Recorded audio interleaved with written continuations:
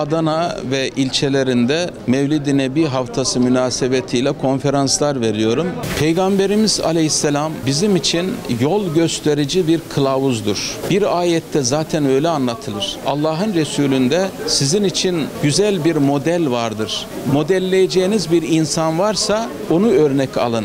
Siz iyi bir baba olmak istiyorsanız peygamber gibi baba olun. İyi bir devlet başkanı olacaksanız peygamber gibi olun. İyi bir eş olacaksanız peygamber gibi eş olun. Onun hanımlarıyla, ailesiyle olan ilişkilerine bakarak olun. Eğer siz bir yardımsever olacaksanız peygamberimiz gibi yardımsever olun. Dolayısıyla Hazreti Peygamber demek bana göre insanlık ufkunda gelmiş olan en yüce insan nasıl olması gerekiyorsa o insanlığı temsil eden bir varlık aklımıza geliyor. Ve o kendisi için yaşamadı, ümmeti için yaşadı, insanlığın kurtuluşu için yaşadı ve insanlığa evrensel ölçekte insan hakları alanında çok temel evrensel ilkeler getirdi. Hele hele günümüzde ırkçılığın yaygın olduğu bir dünyada o ırkçılıkla nasıl mücadele edeceğimizi anlattı. Hele hele günümüzde savaşların, kargaşaların yaşandığı bir dönemde o bize barışı anlattı. Eğer dünyada bir adaletsizlik, küresel bir adaletsizlik varsa o bize adaleti öğretti ve adil olmamız gerektiğini hayatın her alanında öğretti. Eğer bu dünyada kadınlarımıza karşı, kız çocuklarımıza karşı ayrımcılık yapılıyorsa o dedi ki kadınlara karşı ayrımcılık yapmayın, kızlara karşı ayrımcılık yapmayın. Hatta sevginizde bile adaleti gözetin dedi. İnsana öyle değer verdi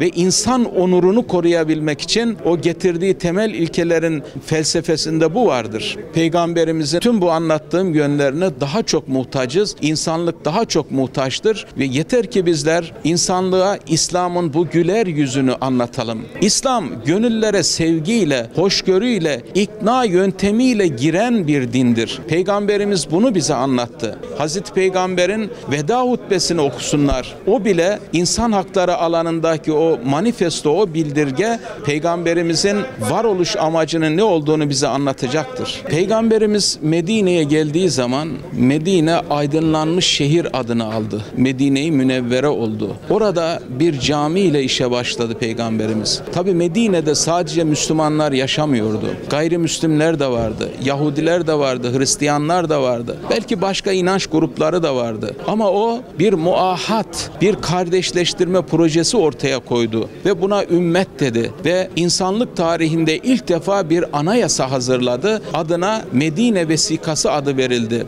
Burada barışı Peygamberimiz tesis etti ve farklı dillerden, farklı renklerden insanlar yaşıyordu bu topraklarda. Beyazı vardı, siyahı vardı, sarısı vardı ve hiçbir zaman ırk ayrımı yapmadı. Tenlerine göre insanları ayırmadı. Onları iman kardeşliği çerçevesinde birleştirdi, barıştırdı ve bir barış ortamı tesis etti. Hatta İslam dünyasında da bütün liderlerin, bütün cemaat liderlerinin de bulundukları topraklarda özellikle Müslümanlar arasında böyle ayrımcılık yapmadan barışı, kardeşliği temin etmeleri, tesis etmeleri gerekiyor. Ve Müslümanlar nerede olursa olsun barışın temsilcileri görevini ifa etmeleri ve hakemlik rolünü oynamaları gerekiyor. Eğer bunları yapabilirsek inanın İslam tek başına bütün kıtalarda zafer kazanacaktır ve İslam o soğuk gönülleri sıcak bir iklime dönüştürecektir ve dünyamız yaşanılır bir dünya haline gelecek. Bu savaşlar, bu kargaşalar, bu kavgalar,